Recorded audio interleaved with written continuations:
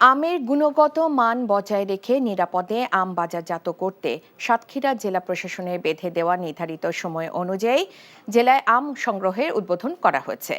সকালে জেলা প্রশাসন ও কৃষি সম্প্রসারণ অধিদপ্তরের আয়োজনে সদর উপজেলা কুকড়াখালীর আম চাষী মোকসেদ মোড়লের আম বাগানে আম সংগ্রহের উদ্বোধন করেন জেলা কৃষি অফিসার কৃষিবিদ সাইফুল ইসলাম।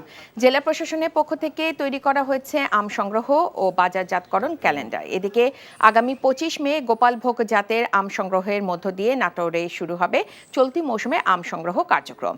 সকালে জেলা প্রশাসক আবু নাসের ভূঁইয়ার সভাপতিত্বে নিরাপদ আম লিচু সংগ্রহ কার্যক্রম সংক্রান্ত সভায় এই সিদ্ধান্ত নেওয়া হয়।